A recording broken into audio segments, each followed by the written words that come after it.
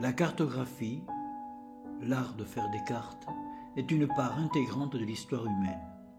Des peintures rupestres aux anciennes cartes de Babylone, Grèce et Asie, en passant par l'âge des découvertes et jusqu'au XXIe siècle, les peuples ont créé et utilisé des cartes, outils essentiels dans la définition de leur route à travers le monde. La cartographie moderne de l'Inde et de Sri Lanka par les Européens a commencé il y a 5 siècles, issue du besoin d'assurer la sécurité des marins qui faisaient commerce sur les côtes de l'Inde. Commerce qui, avec la guerre, devient le moteur dans la fabrication des cartes au XVIIIe et XIXe siècle. La cartographie de Sri Lanka s'est trouvée dans une position plus favorable que celle de l'Afrique, en raison de sa position géographique sur les anciennes routes maritimes de l'Orient et de sa réputation pour ses éléphants, ses épices et ses pierres précieuses.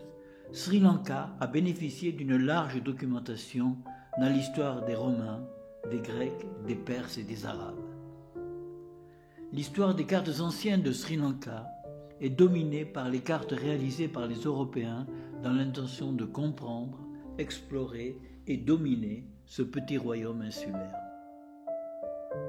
Il ne fait aucun doute que ce sont les données de Claude Ptolémée, le mathématicien, cartographe, prince des astronomes et grec de l'école d'Alexandrie, qui, dans sa géographie, marque le point le plus élevé de la connaissance grecque et romaine sur l'île de Ceylan, qu'il nomme alors Taprobane. Ce livre fut traduit en arabe dès le IXe siècle et redécouvert à la Renaissance. En raison de son succès, il compte parmi les premiers ouvrages imprimés. Mais la cartographie des découvertes va appartenir moins au monde des savants qu'à celui des marchands. D'où une politique du secret. La carte est devenue un bien secret, car il n'est plus question de divulguer les résultats de voyages entrepris soit dans un but commercial, soit dans un but politico-religieux. Au long des 13 siècles après Ptolémée, seules 2 cartes de Ceylan sont connues. Celle de Al-Idrisi, poète et géographe arabe, et celle du moine et cartographe vénitien Fra Mauro.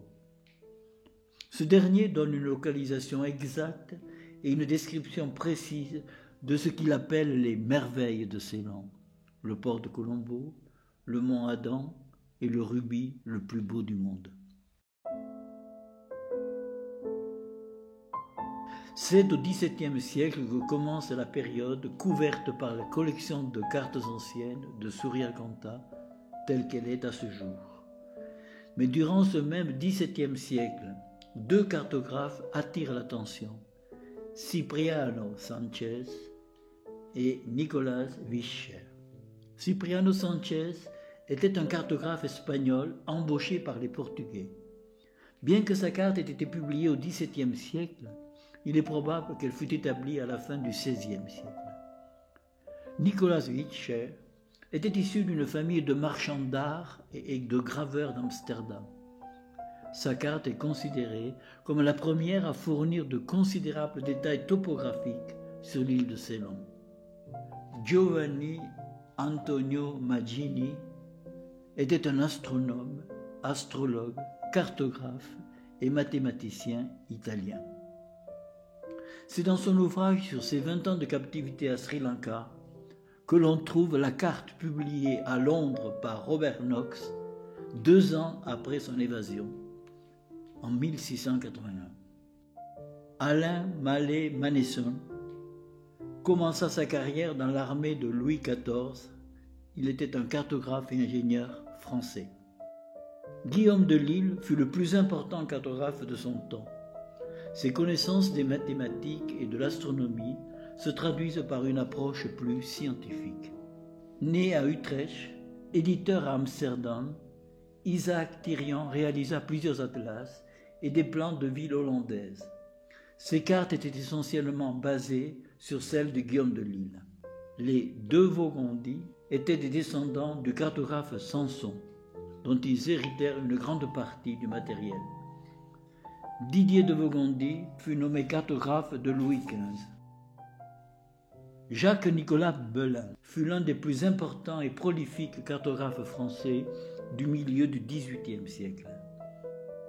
Publié dans l'Histoire générale des voyages, la carte de l'île de Ceylan de Jacques-Nicolas Belin fourmille de détails concernant les villes telles Colombo, Jaffna, Gol, Kandy et Trincomalee, mais aussi les rivières, les montagnes et les forêts.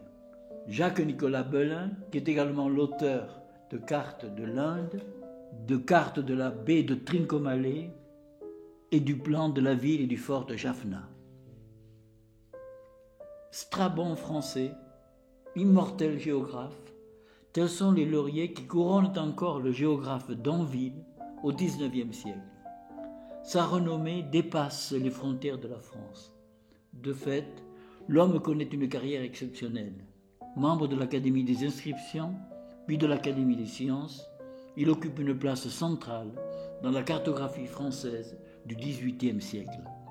Louis Brion de la Tour, cartographe du roi de France, consacra sa vie à la science. Rigobert Beaune, hydrographe du roi de France, réalisa des cartes détaillées avec une bonne couverture des régions nouvellement découvertes. Aaron Arrowsmith, géographe et cartographe britannique, a gravé et publié de nombreuses cartes et atlas de qualité basés sur les meilleures sources disponibles de l'époque. La carte de John Tallis a été dessinée et gravée par John Rapkin. Edward Weller était un graveur et cartographe britannique qui fut l'un des premiers à produire des cartes en utilisant la lithographie. Weller a produit un certain nombre d'atlas dont beaucoup ont été utilisés dans les écoles et autres établissements d'enseignement. Charles Dionnet était un graveur parisien extrêmement actif qui a travaillé du milieu à la fin du XIXe siècle. Il a gravé de nombreuses cartes pour les plus grands éditeurs cartographiques français du XIXe siècle. Il avait un sens du détail et de l'esthétique et est à l'origine de certaines des plus belles cartes françaises du XIXe siècle. Alors que nous célébrons en 2021 son bicentenaire, laissons à Charles Baudelaire, dans son poème Le Voyage, le soin de nous livrer sa conclusion. Pour l'enfant, amoureux de cartes et d'estampes, l'univers est égal à son vaste appétit. Ah, que le monde est grand à la clarté des lampes, aux yeux du souvenir que le monde est petit.